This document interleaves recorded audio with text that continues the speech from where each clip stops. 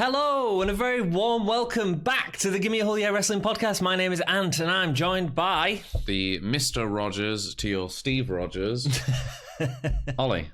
Hello, and welcome. We're still on catch-up mode, but we are caught up as of now, although it won't seem like that because you've just had an episode out. We are going to be reviewing that episode on Friday, and we will get the episode out as soon as possible to you. So, subscribe to the channel, hit the notification bell. Ding, ding, ding. Very good. And you'll get a notification when that comes out as soon as we can. NXT UK 56 is the episode, August 14th, 2019 in Plymouth. First match, we have Mark Coffey versus Flash Morgan Webster. Straight into the matches tonight. Dead crowd, man. I don't know. I mean, yeah. Sounded dead. It sounds dead. I don't know if it's a sound thing on their part, because even when Grizzled Young Vets come out, there was guys saying stuff, and there was absolutely... It sounded dead. I think it's the sound and quality on NXT UK. Yeah. It might also be the venue. I mean, I noticed that there was only about 8 rows back and then like a big black curtain, and it could just be that they're... sound's not picking up. It could be one of those venues where you've got like a big seating bank on one side, and then very little around the edge. Well, a place like Download is sort of a low tent, so all the noise is going straight in. They're able to get the microphones quite low to the crowd, stuff like that, to the ambient mics. At Plymouth might be more difficult, so and I assume it's going to be the same thing in Hull, actually, so you might not hear our awful chants. Cool. Extra loud.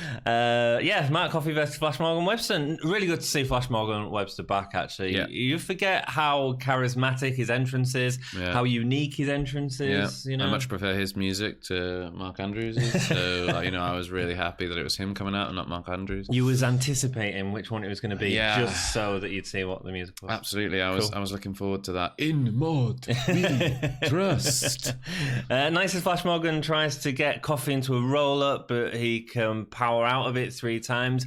I think it was nice. I don't know if it was nice or if it was stalled for Mark Coffey to keep up, but it told a good story. It told the fact that he was sort of powerful. Crucifix thing, where he slowly got him into the roll up.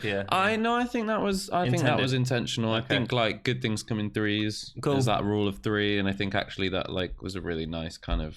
He's like, attempt number 1 doesn't work, attempt number 2 didn't work, attempt number 3, I gets it finally. I think it was cool. Wolfgang and Andrews get into it on the outside, but the distraction ends up on an attack on Webster. To get out of the ring actually was really cool as well. Like, I didn't know that. It was good. It was Flash Morgan Webster. He Mark Coffey came in low. I think going for that, maybe even going for like a spear or something. He was coming in low for something. Spear. The Joe Coffey double fist spear thing, and Flash Morgan Webster just like leapfrogged over him about like. Really high. 5 feet in the air. Way! And Mark Coffey really sold the kind of the through the ropes to the outside thing, and then tweaked his thigh, and then that played into the rest of the match. Yeah, which gives them the time to have the little distraction bit. Yeah, it was nice. Chokehold in the ring, slows it down a little bit. An awkward butterfly suplex slam type thing. Leaves Flash free fall into the floor. It looked nasty. Yeah, it just looked a bit. It didn't look sort of clean. like released him, didn't he? He released it sort of halfway through. Fell in a flump. It was an awkward way to get into the move, but it looked devastating. Yeah, a couple of points that again I felt seemed a little jilted, like Webster falling out the rope was one point. There was a bit where Mark Coffey was really visibly helping push him through for the roll through at one point. Just little wrestling things like that. No, just a little bit. No. Really nice moonsault off the top rope from Flash to a standing Mark. Absolutely beautiful. Yeah, and the impact. He really sold the impact of it as well. He did. It felt chunky, which was nice. Yeah, Mark Coffey hits a choke slam. Really good height to it. Good choke slam. I don't really feel like you should be kicking out of I don't feel like Flash Morgan Webster should be kicking out of a choke slam. No, I feel like a choke slam is a much better finisher than like his running football kick thing he does. I think choke slam should be his finisher. He delivers it uniquely. I mean, it's not. It's very high angle. Yeah. It's a very high impact. And he's got the strength to pull it off. I wonder if it's not his finisher because he can't do it on maybe like the absolute biggest guys, and that might be why. Well, no, of course he can. Anyone can do a choke slam. It's about the guy jumping up. That's the point, I know, you know but I mean, how high can Dave Mastiff jump? Row. Do you know what I mean? And the whole camera shakes. Yeah, he's just gonna fall on his back, Undertaker style. Isn't Yeah, but that happens. It's not like Mark Henry never took a chance. Morgan goes for the senton, but Wolfgang distracts long enough for Flash to miss. So Andrews flies to put down Wolfgang. Then Flash gets in the ring with a sneaky inside cradle. Yeah, gets the win. Nice. Yeah, it was nice plays into the leg injury. So Mark's been sort of hobbling around the whole match. Yep. And Flash Morgan Webster kind of like rolls him up with the inside cradle. Yep. But like puts the pressure on the leg. On so the I guess leg. They're making that point that maybe he would have kicked out if he wasn't. And then he disappears automatically from the ring, goes up to the ramp to sort of celebrate with Matt, smiling, laughing. Yeah. And you can't help but feel good for the guys. Yeah. It's like, it was a bit of a sneaky win, but actually it worked. It pulled it off. The Cardiff lads did what they needed to do. Yeah. Welsh lads Gallus did what they were needed to do. furious in the ring. They really sold that anger as well. It was a decent match. It was probably one of the best matches we've seen from Matt Coffey. I'm not saying it was hugely entertaining, but it was a decent match. I really enjoyed it. I really enjoyed it. Like I wrote down, this is absolutely the best best showing we've seen from Mark Coffey. But I think it's one of the only singles matches we've actually seen of Mark Coffey. We've seen him in a lot of probably tags, early on we saw him, but I can't think of many instances of singles matches from Mark Coffey. But I think he did a really good job. I think he did a good job. Keep it up. And some really good, nice crowd popping moments as well with the sentons and the moonsaults and stuff. To be honest, quite a hot start. We'll talk about this now. Actually, this episode should have been split up across the last 3 episodes because every one of these matches was a decent wrestling match. Yeah. Problems with heat and stuff like that, which we'll go into as we get into them, but every match was really solid. And like you go back to the last week's where we had like 2 squash matches and then like a really weak match. They could have spread the love from these good matches around. Yeah. Spread the love from some decent wrestling, and more people would be invested in NXT UK. I feel. Yeah. Interview with Tony Storm. Wow. Man. They just cannot get this right. I got the same feeling as you. As soon as I saw that it was like a backstage interview as opposed to a set-up promo, I was like, how is this going to be? She's got an exciting party to plan because they're off to Cardiff. And everyone's invited. All the people of Wales are invited. Yeah, it was more awkward than that. So he asked her a question about Kaylee Ray, and she said, "Hey, there's a party, and have you got your suit? Have you got your suit? And Razzie was I hope so. Yeah. What does that mean? I hope so. How do you not know if you've got a suit or not? Who cares if Razzie comes to your party? Razzie is not the cool kid who's going to make or break any if party. Razzie shows up, nobody is going to turn and look. Do you know what I mean? Nobody cares. No. But anyway, so Tony Storm's going, and she's like, I'm going to be there. You're going to be there. the Welsh people of Wales are going to be there. Okay. Right, cool. All right, you're great. not selling this at all. Maybe she's just a drug addict and that's what they're playing her off as, and she just can't remember, even keep what someone's saying. Because then she was like, "Oh, what was your question again?" And I was like, "Are you trying to sell this feud, or was it?" And then she did sell the feud because afterwards he says, "Oh, it's about Kaylee Ray," and she went, "Oh, Kaylee Ray. Well, me and Kaylee Ray." It was the most awkward thing ever. Well, she said, she went she did that, but I think that was a lot better acting than we got. It felt so what it felt like was she went, it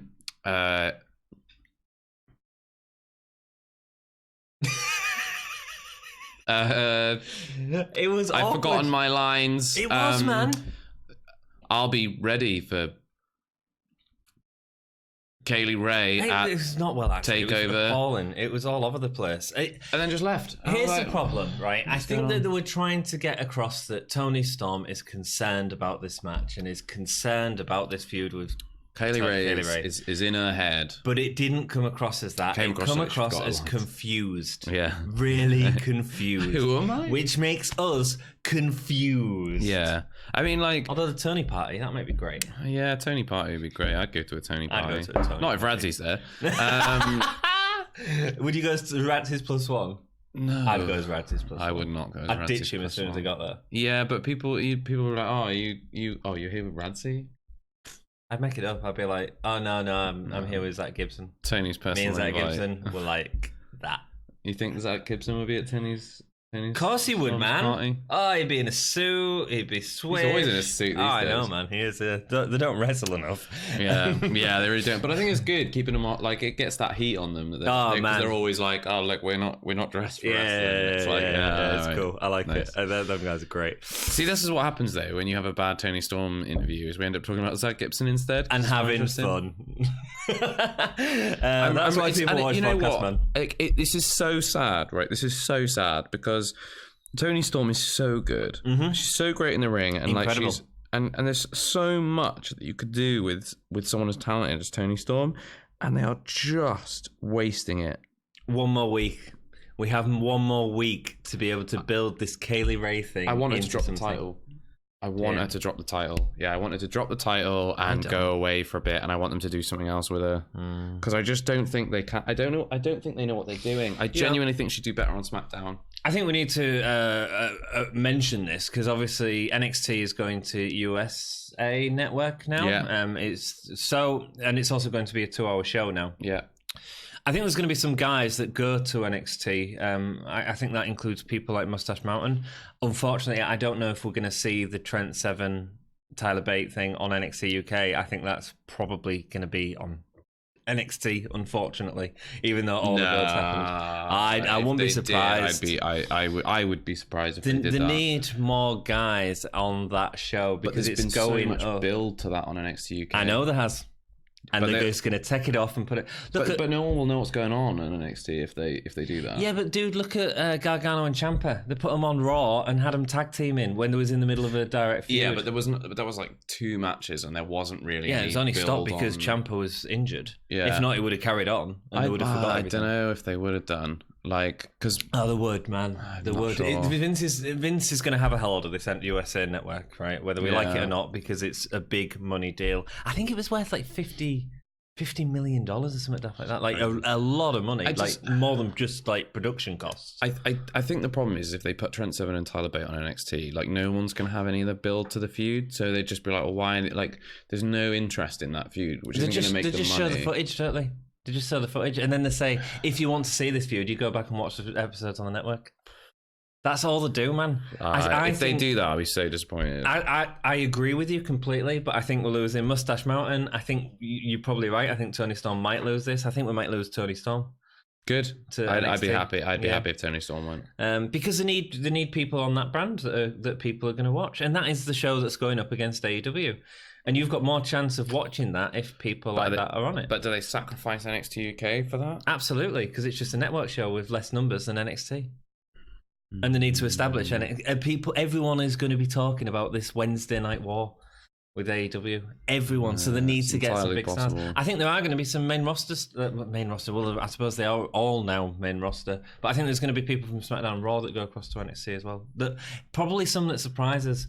Probably some bigger names. John Cena. Not necessarily John Cena. I would put John Cena on NXT. Dude, the week, right? So I think NXT. Sorry to go on a detraction, but it's all NXT related. So I think that's fine. And also, we'll just take the time we would be talking about Tony Storm. We need to talk about that right now. I think there's going to be NXT is on. I think it's going live now instead of pre-show, which is fine. I think that the first AEW show is 2 weeks into NXT's run. They're doing something big on that NXT show, right? Yeah. I'm talking massive. Yeah. What's the biggest thing WWE have? The Fiend. No, actually. Yeah, bigger mainstream. I think Brock Lesnar's bigger. It wouldn't surprise me if they get someone like Brock Lesnar or Goldberg to appear on that NXT episode when AEW releases to say, watch this. I'd say the Fiend. I think the Fiend fits more with the demographic they're trying to win over from AEW. Absolutely, yeah. No, I agree. Yeah. I would put someone like that appeals to snarky wrestling. But then you get the field attacking Goldberg, man. Or you just get Undertaker on and have the field Undertaker. Any of these, I think they're going to do something massive to try and make NXT a deal. And also, I think they need them top stars and people like Tony Storm. She is a top star. She can put on incredible matches and. It's a shame they're not letting her speak in the ring a lot more at the minute. Do you know what I think would be really good on NXT? Pete Dunne's definitely saying NXT. Sorry, yeah, he will do.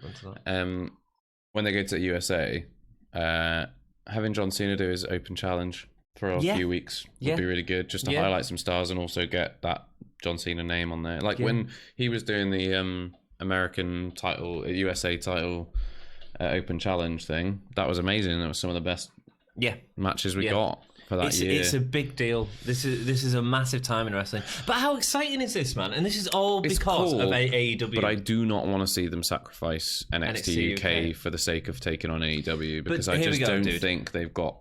I don't think they'll be able to compete. So let's say they have NXT Australia as part of their global capitalization thing, which Triple H said originally when NXT UK, this is the first of many. Right? So let's say they have Australia. You're losing Toni Storm, Rhea Ripley, Travis Banks. Tony Storm will stay. She's been in the UK longer than she's been in Australia. Yeah, but I think they do it to re-establish that brand and just move them across. Yeah, maybe. It's weird, I think she'd do weird time. I think she'd do like a Finn Balor, and she'd show up like for one thing, and everyone would lose their minds, and then she'd come back again. I don't think they'd move her over permanently. I think Finn Balor's a good segue because Travis Banks was taken out by Finn Balor.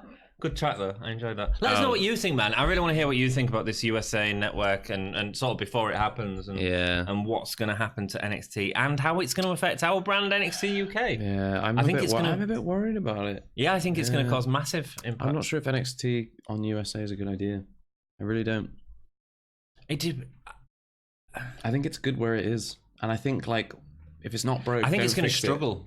If it's not broke, don't fix it. They're also making it 2 hours. Yeah. I think it's going to struggle, and the reason I think it's going to struggle, so we've gone right back into it. It doesn't matter, the reason I think it's going to struggle is because it's going up against AEW. Yeah, fine. If it was Raw going against AEW, I'd say there'd be that swinging back and forth, the sort of stuff that we saw at WCW. Yeah. NXT is going up against the top of AEW.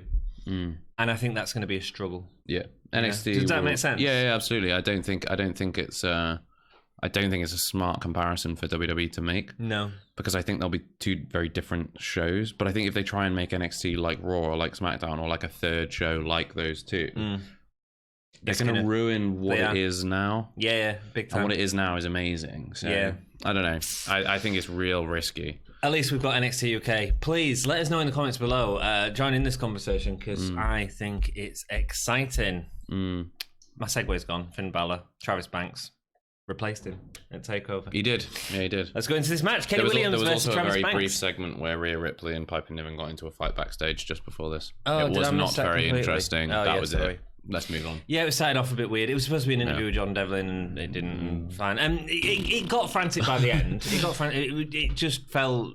They threw something at the wall. That's the problem. There was like, let's establish that this is happening. Let's throw. It was like a miniskirt or a purse or something like that. Let's throw it at the wall.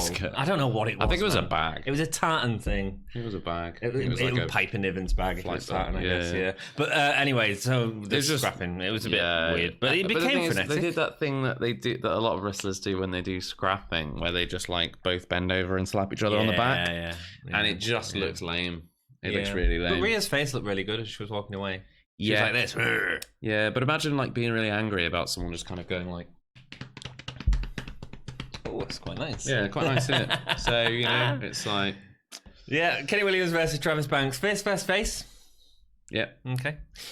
Noam Dar comes out straight away. We called it before it even happened. Was both watching this together. It made sense. But he did something that I didn't expect. And he went on commentary, which was great because they haven't done that in NXT UK yet. Yeah. And it was good. Noam Dar was calling them both dafty from the start of the match. Yeah. It distracted a little bit from the match just because it distracted loads. It did. But the reason for that is because Noam Dar is so funny and good. Yeah, I've got so many quotes from him written down. Give us some quotes, man. He also called both the wrestlers in the ring a dafty. Both wrestlers in the ring are dafties. And Vic Joseph was like, I don't know what dafty means. Surely everyone knows what dafty means. He's American. Yeah, but you know what daft is if you're in America. I don't think you don't have daft. I don't know. There's a lot of stuff that they don't know that are like British. Well, let us know if you're American and you don't know what daft is. Daft means... Or like a dafty, but the connection might not be. Oh, okay. Well, daft means stupid. Yeah, or like Randy slightly dumb. Stupid. Yeah, so, let us know. He also said, I think Vic Joseph asked asked Noam Dar, what do you think Kenny Williams needs to do? And Noam Dar said he needs new shoes. He needs new shoes. He also said that Kenny Williams looked like he needs was a new wearing... gimmick. Sorry. Yeah. He also said that Kenny Williams looked like he was wearing Vic's mum's trousers. Yeah. He said that he was going to have a party after NXT TakeOver Cardiff. And he said, "You're not invited, Vic. Nigel, would you like to come?" And he was like, "I'll text you later." Is this the same party that Tony Storm's having? I guess so. Maybe that's the link. Maybe it's a joint party. Yeah, joint party. Maybe they're all having an awesome party at the rugby. Yeah, he's great. And he did distract from the match because he was so good, but actually it was fine. So I got a couple of notes from the match. No, I didn't really. There's some decent technical wrestling to avoid each other. Noam Dar's hilarious. Beautiful kick to a grounded mark from Banks. Looks really hard. Both guys' running game is really great. Williams leapfrogging over Banks. He gets so much height on that. There was a really great battle off for the suicide dive and who was going to get the suicide dive, and the sort of one would go for it and miss it, and then the other one would quickly get into the ring and try and do it. It was really clever, quick storytelling, good. And then when the person hits it, which I think was Banks, everyone was like, yay! It was a nice build to it. It was really clever. Nice build, good payoff. Yeah, absolutely. Two really athletic opponents here. Yeah. Double foot stomp from Banks lands really awkwardly on Williams. They showed a replay of it, and it just looks like he sort of sits on him as he falls. It was nasty. Yeah. Williams does the back to the ropes move, that sort of Dean Ambrose. He's so jilted, man. It is. It's just, it just doesn't. Like, there's been a few instances where I think I've mentioned this before. I've seen that like rebound lariat thing work. He's not doing it, and it worked really well in the triple threat between Battleground with Dean Ambrose, the Shield, and in that instance it worked really well because there was two other guys in the ring to have a point to bounce off of. So it was like one, he goes, something happens, and he comes back and he arrives at the right time. But you've only got two guys in the ring. It's just too much of a move to like go. But Williams is doing it worse than Ambrose ever did it, and that's part of the issue I've got. It's just really jilted. He saves it with a great back elbow. He's so good at them back elbows. He hits him on the apron. I really like his back elbows. Do you? Really dull. Yeah. I like it. I think he gets good connection on it every time. Okay. Fair enough. No, I've never liked his back elbows very much, to be honest with you. I really like him. Okay. Banks hits. So the end of the match, it was disappointing because it was a really good match. Sort of overshadowed by Noam Dar, but it was a good match. The ending was really weak, though. The slice of heaven didn't feel like it connected very well, and then the Kiwi Crusher for the win just felt quite sloppy. I know in the replay they showed it from a different angle because it just didn't look great. Good. No. Yeah, it didn't look great. Which is a shame, as it was a decent match for a bit of a sloppy ending. They have a fist bump in the middle to show respect. Banks gets the win, so Banks is automatically having a match with Dar. I don't think that's been confirmed. No, because Dar was like, Dar hasn't done anything. My match is gonna be. I don't know. It's not been entirely clear. Yeah, well, Banks and Dar seems likely that's. I think it is. That's going to be the announced match, but we have a theory that it ain't happening. Banks is going to get taken out again before the match, and then Dar will end up fighting someone who makes a surprise appearance at TakeOver because. Surprises. We're going to do a predictions video next week, and we will announce who we predict that surprise. I already know what mine. You know yours. Yeah. Okay, cool. We'll let you know in the predictions. So subscribe. Hey, you might find out I even soon. know what the results are going to be for the matches that haven't been announced yet. The matches that haven't been announced. I already know what's going to happen. Nice. Yeah. Cool. I've been into. You've been sleeping with a writer. No, I've invented time travel. Have you? Yeah. Cool. Where's El Ligero? He's currently in Bolton. Is he? Yeah. Okay. He's in Bolton. Cool. Love Bolton. Yeah. He's staying in a Premier Inn. I've stayed in Premier Inn in Bolton. Room 314. Is he? Yeah, that's where he is. Premier Inn in Bolton. Wow, time machine. That's where El Ligero is. There was good sort of back and forth between Banks and Dar on the apron as Banks is at top, and Dar was like talking to him like he was a little dog. It was it was nice. Really funny. Like, that was really good. Done, boy. Yeah, it's really good. Really good. Yeah, great. I just love Noam Dar, and I think like his enormous star power just kind of overshone everything that was going on. It did. It was a good match, but yeah, it was just a bit I don't really remember what happened because I was too busy enjoying Noam Dar's commentary. Yeah, snap. Next match is Nina Samuels versus Isla Dawn. Both had new ring gear, new entrance. Yeah, I think Isla Dawn's entrance was different as well. It was, yeah. So new videos for both of them. I think. I don't think the spiderweb was the normal Isla Dawn thing. I don't think it was either. It felt different. Definitely ring. We just haven't seen it for a while either, so I guess maybe like I saw it downloaded in Shayna Baszler. Guess who won that? He won the best match. No, just get absolutely destroyed. Oh, it's just boring. Ring gear looks nice. Clearly they've got some money to spend, and they've proper done the sequins on them, and it's looking good. Back and forth on the arm at the start. Nina keeps cheating to get the advantage, pulling at the hair to get the advantage. Nina's facial expressions whilst applying the straitjacket are getting really good. She's looking nasty. She's looking vicious. She's looking like she's trying to attack, and she's constantly using cartwheels. She didn't do the rope bomb, which I really like, but she was using cartwheels during the rest of the match to avoid it. I really like that as a character thing. Isla Dawn hits a really nice drop kick, double knee to the back of Dawn, sends the chest into the turnbuckle. Belly to back driver from Isla looks great, and then she starts using the knees. And my problem with these knee attacks and the foot attacks with Isla Dawn is they get used too late all the time. Yeah, they come really late in the match, and it's normally used as almost like a kind of comeback, one-off, like a one-off comeback move. Yeah, rather than she was trained by Aleister Black that they keep telling us. They didn't tell us that this match. No, but they have in the past previously done it quite a few times.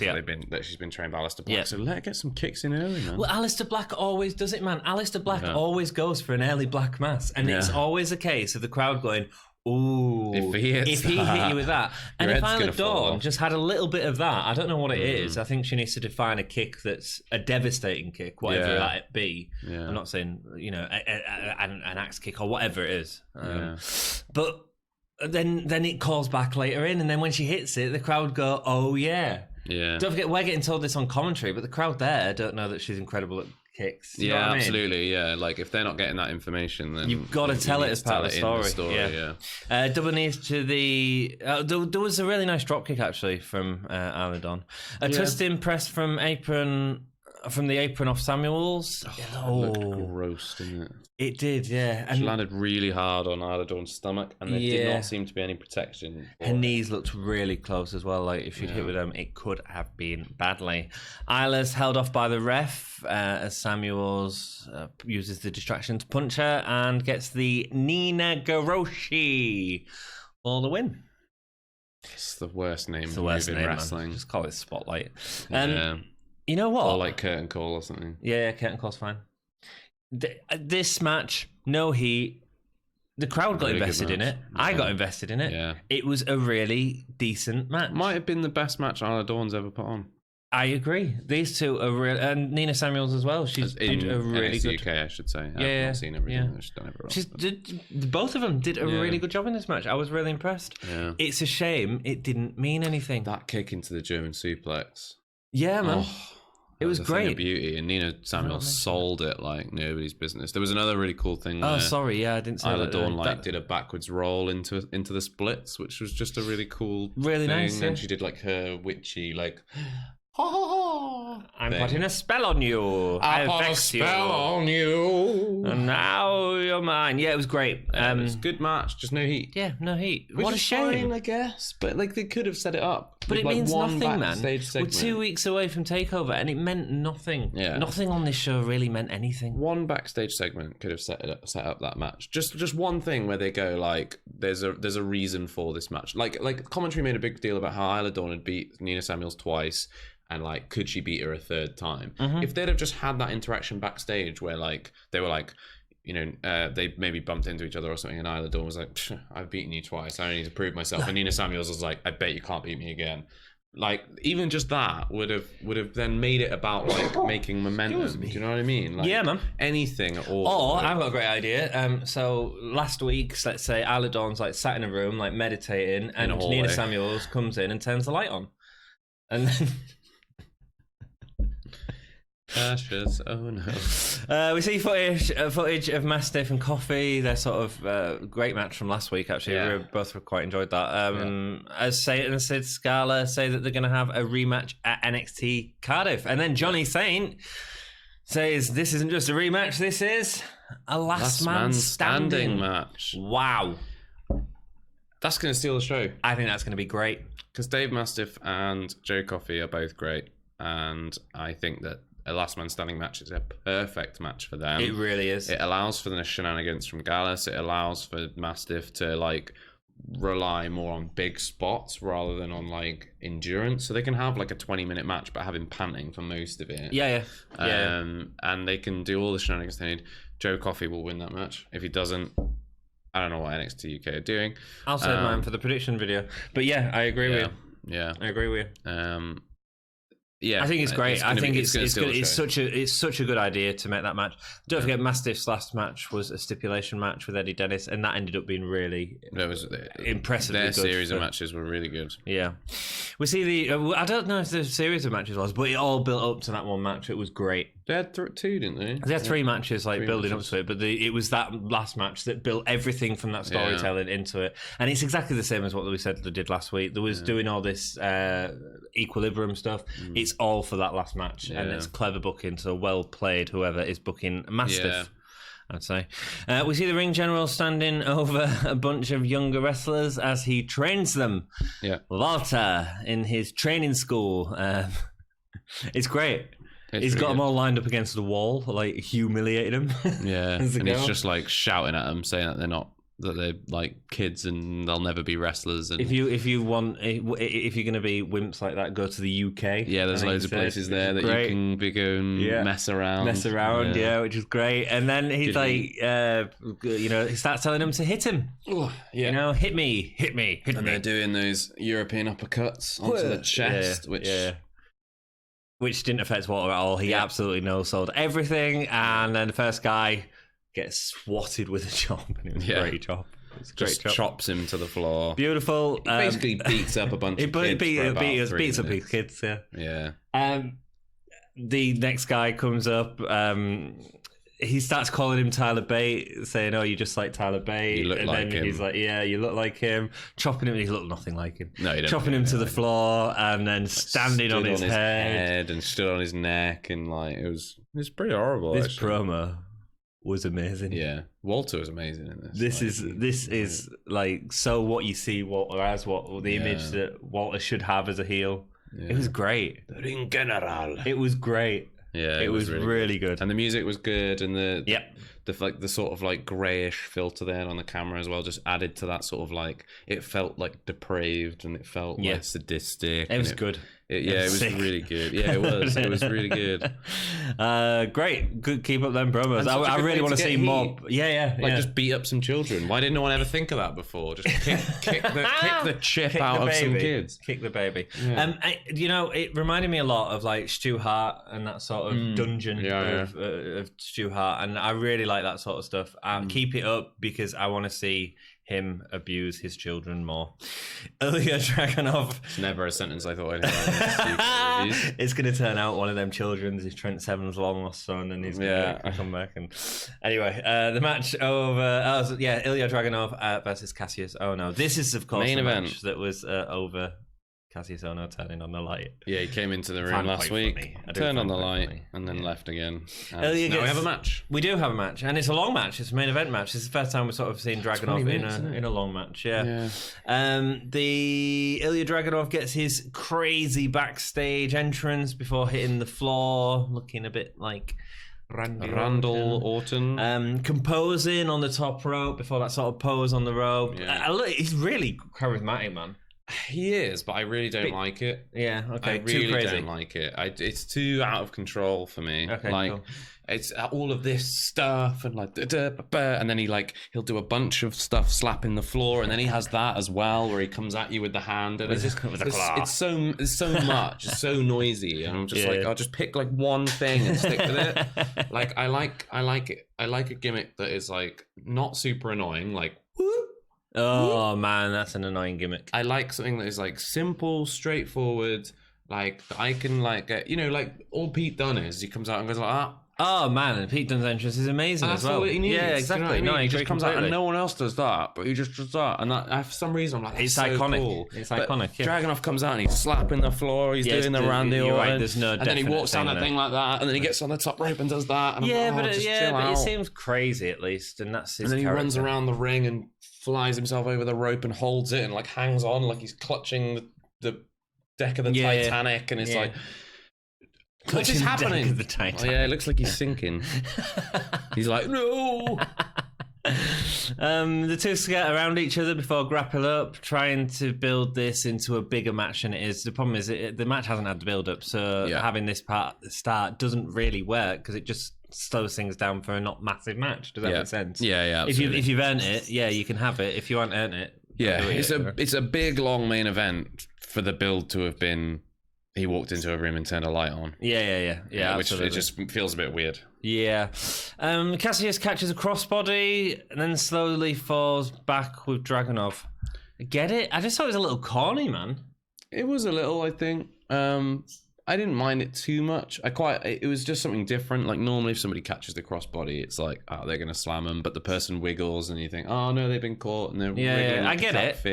It just felt corny. Nice. I think it was the way Kassius no sold it and was like, oh yeah, I've caught him, and then was like, oh no, but now I'm losing my balance. I'm going to fall over. As a bit sort of Buster Keaton. But they did come back into it a bunch of times throughout the match. There was a bunch of instances of like Kassius being like, ha ha ha, I've got the better of you. There was one instance where it really worked well. Ohno pulls Dragunov's arm to the apron, sending him into the ring posts. Unique, again, a little bit different, sort of holding his arms through the rope and then controlling him on the apron. Then starts working it on the floor. Unique, it just took a little bit too much time. Dragunov gets weirdly caught on the ropes after an Irish whip, sending his neck whipping backwards. Dragunov, great selling face. All the way through. That's one thing I will really give Dragunov. Really good. It was nice to see him in a longer match where he actually took some serious offense that she didn't just shrug off.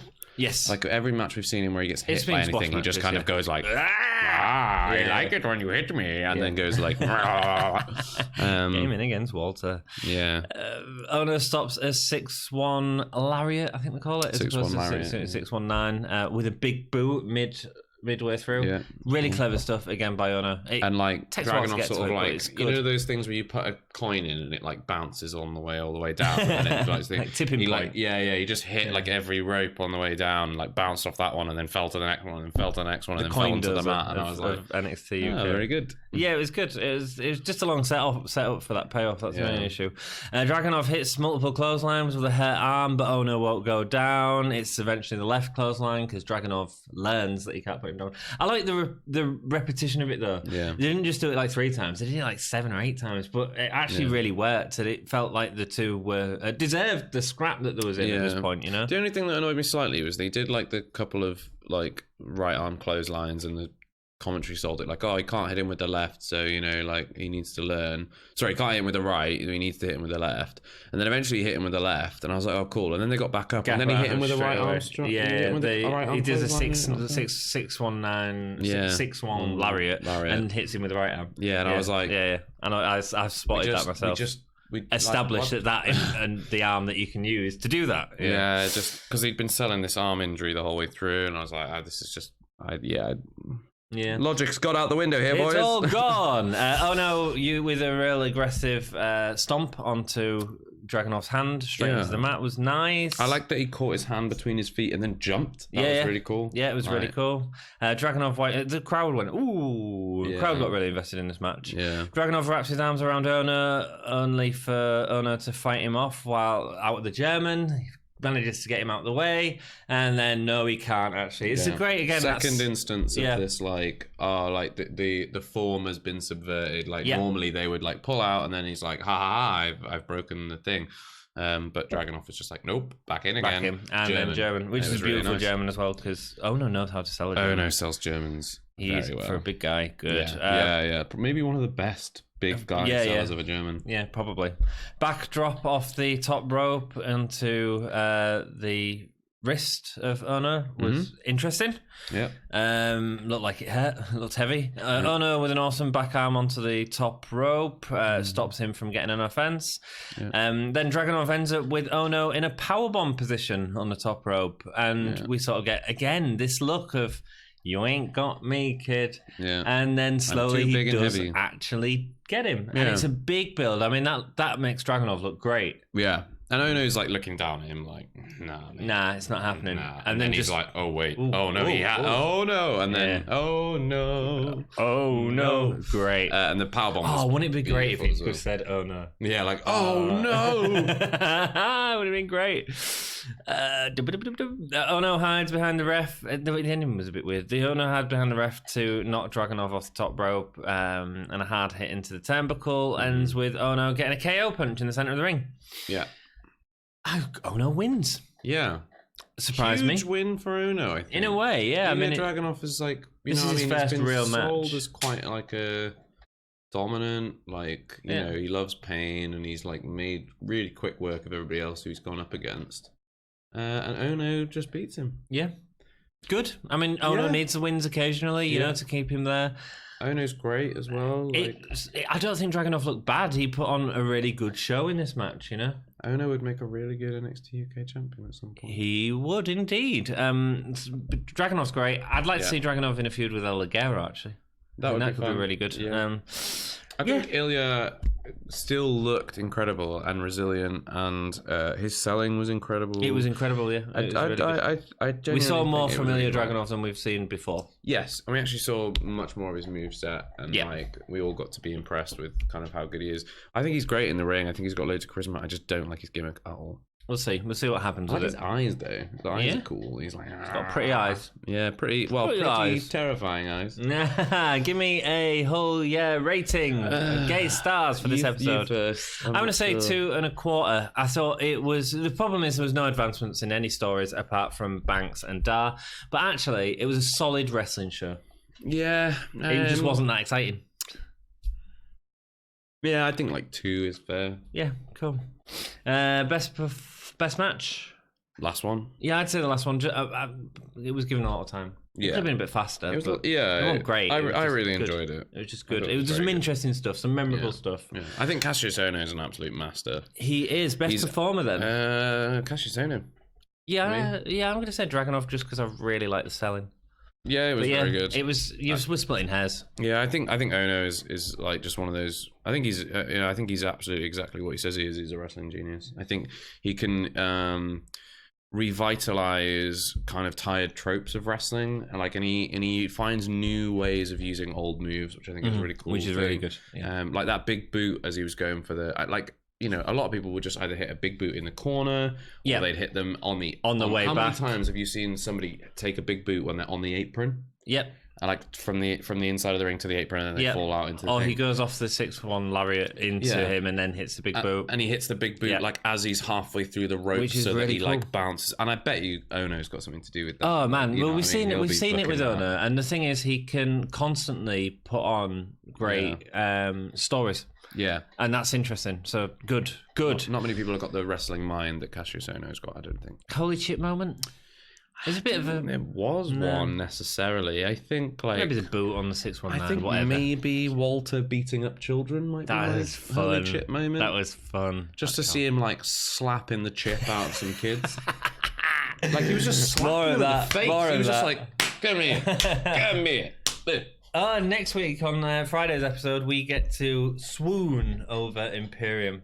Yeah, they are taking on for a long time. Who are they taking on? The Hunt. The Hunt. And I reckon that's going to be great. It'll be a great match. Primate is amazing. Good. I think they should do more with him. I agree with you. Well, that's it for this episode. Yeah. Thank you so much for watching. If you want to support the channel, subscribe, like, comment down below. Just write something. We'll answer your question in the next episode. We'll have a good time, and we hope you've had a good time. If you subscribe to us on YouTube, that really helps us out. Also, like us on Facebook, Twitter, Instagram, Patreon, there's Redbubble where you can get the mugs. If you want a mug, come and support us. And come down and see us, man. Can't you? You can Bad Wolf Gaming in Hull, you can go buy them there. Also, come and see us at NXT. Yes. In Hull. Yes. Hull, November at some point. November 16th, I think it is. Something like that. We're off to both nights. And, if you're old enough, we'll go for a drink. Yeah. If you're not old enough, we're not buying you a fruit shoot. Sorry. Yeah. Just a bit weird. Yeah, that would be a bit weird. Thank you so much for joining us, and keep it most emphatically GAHY.